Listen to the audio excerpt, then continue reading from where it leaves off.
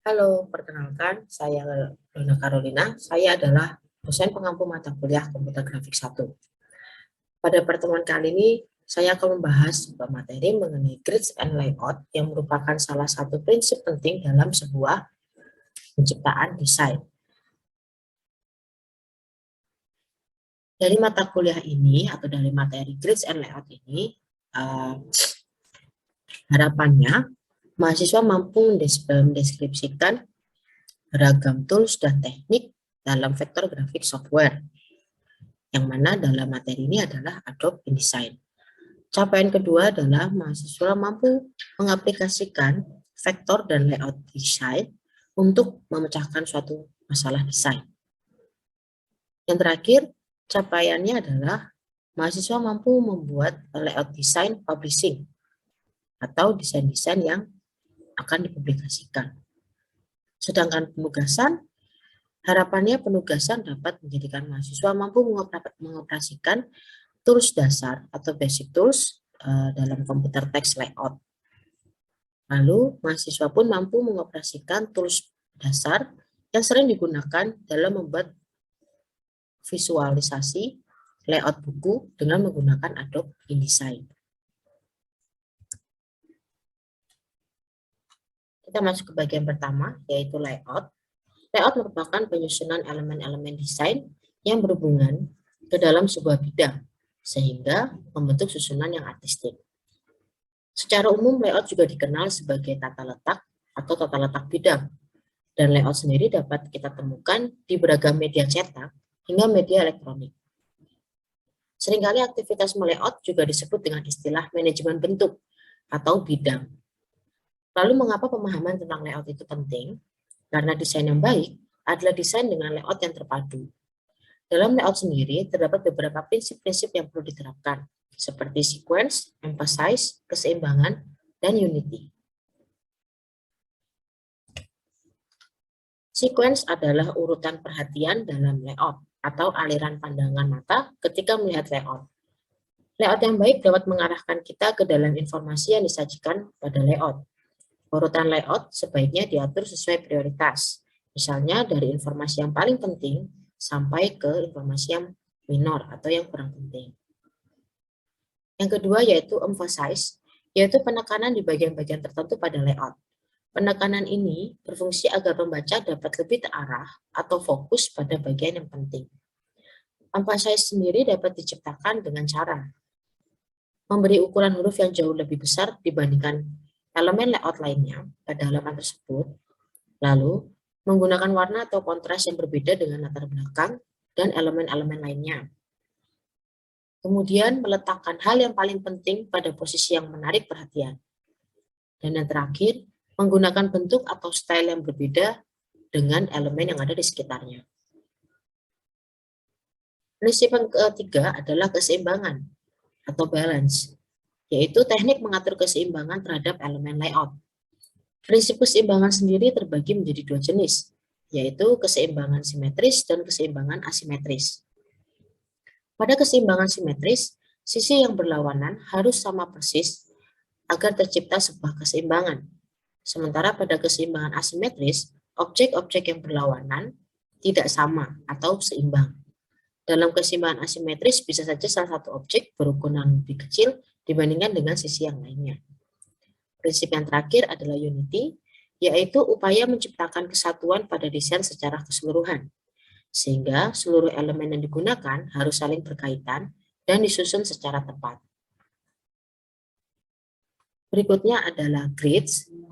Grid merupakan garis vertikal maupun garis horizontal yang membagi halaman menjadi beberapa unit.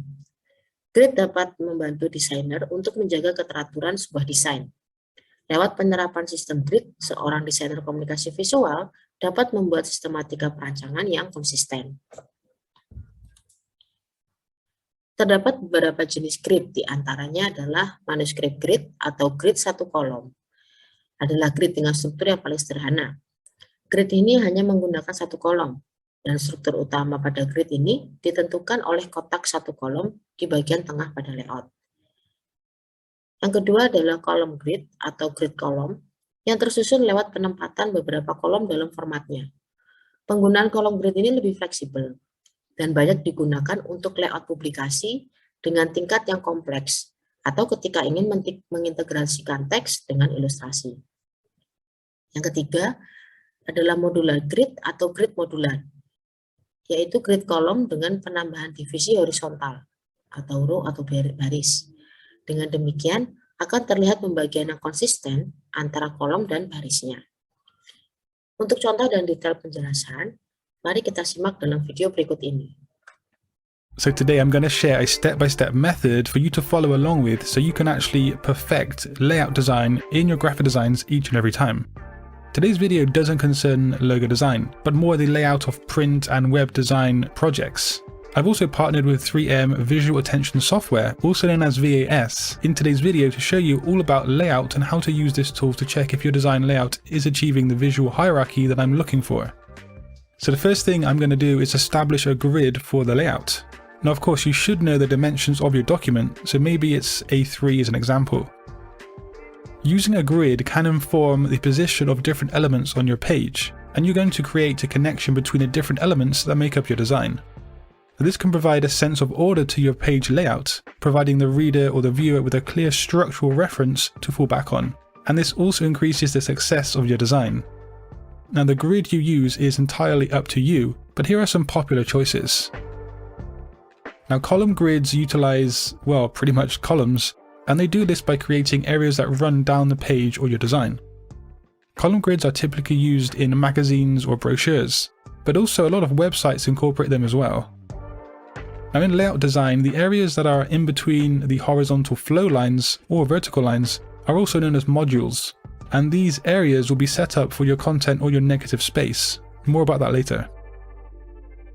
Now modular grids are similar to column grids, apart from they have rows as well as the columns that go down. Each module is often a square in modular grids, and you don't need to fill up all of the squares in your modules. Again, we're going to see more about that later. Now modular grids are very easy to apply to pretty much any design. So these are the two main grid systems, but there are many more, and you can create hierarchy by just using square modules. But of course there are things like rule of thirds or even the golden ratio, which I personally have never used. I don't like the golden ratio. But yeah, you can use any grid that fits your design, but when you're working on a print project, you have to be mindful of the bleeds and the margins as well. So once you have your grid, let's move on to the next stage. You should have a good idea of what your design's message is or what you want the design style to evoke. That's all concluded in the research phases that you should be doing. Today's video is about laying those ideas out efficiently. So one of the most effective ways to provide a sense of balance right out of the gates is to choose a single focal point for your design. Now a good example of a solid focal point is the use of a large image as the biggest single element, or a large source of simple typography. The focal point is going to be that thing that pulls in the viewer to your design and that grabs attention with a hook. Without a focal point, a design falls flat and is easily missed or forgettable. The focal point is where the viewer starts the journey on your design, but where do you go after that initial attention grab? So we want to direct the viewer's eye around our designs, and that's because we want them to stay with our work, and then we want to lead them to information that they should consume. This can be achieved by creating little pockets of interest on your designs, or you can use the principle of flow. But one really awesome way to gauge whether the viewer's eye is traveling where you want it to is by using VAS. Now I've talked about this software before on my channel. It utilizes complex AI to test your designs. And in this instance, we can run the design through the software to track where the viewer's eye is likely going to travel from the focal point onwards. And that is with the gaze sequence. So I want the viewer to recognize and to land on my call to action button, Learn More. Yet you can see the path clearly isn't achieving this. If the path isn't to your liking, then change up the order of your design, or just create pockets of interest and mini focal points as I mentioned earlier. So I'm going to edit the location and the color of my call to action, and that's going to create a more optimum layout for this call to action being recognizable. if we run the design through the gaze sequence again, we see the call to action is likely going to be hit by the viewer's eye movement. Now, negative space is crucial to your design layout, and it's your friend, not your enemy. Negative space gives your designs that room to breathe, and it establishes which groups are associated with each other, and it helps other things such as hierarchy. You can use grids to set up this negative space, and personally I think having a modular grid with quite a lot of modules does work well for establishing your negative space. Now, I like to keep things simple, and for me it's a good tool for doing that. Now, repetition can also provide a strong sense of connected design balance to a composition. The idea is that by identifying and reusing a motif or a design element throughout your design layout can provide a reference for the reader so that separate areas feel connected and are part of the same overall composition.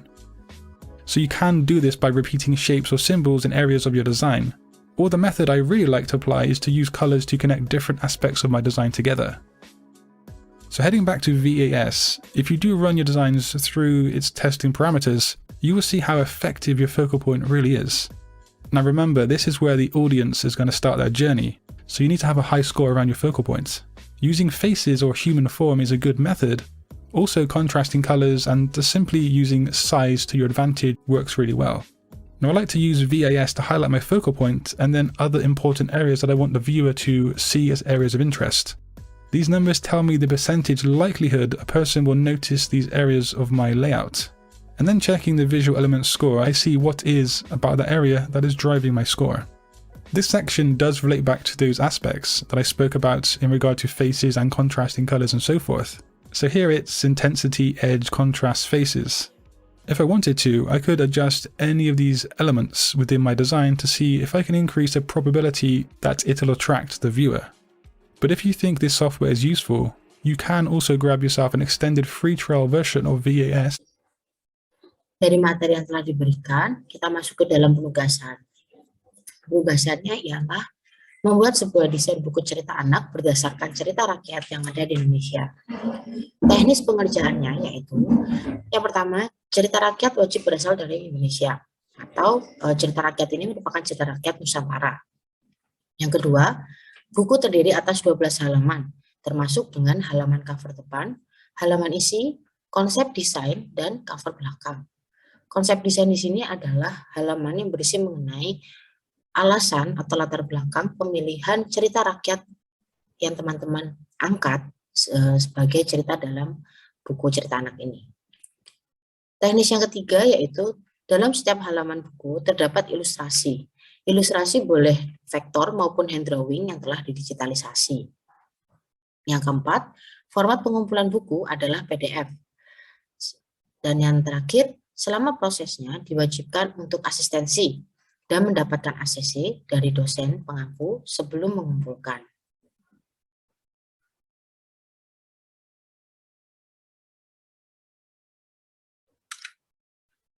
Dan ini merupakan source atau sumber-sumber dari materi yang telah diberikan pada hari ini.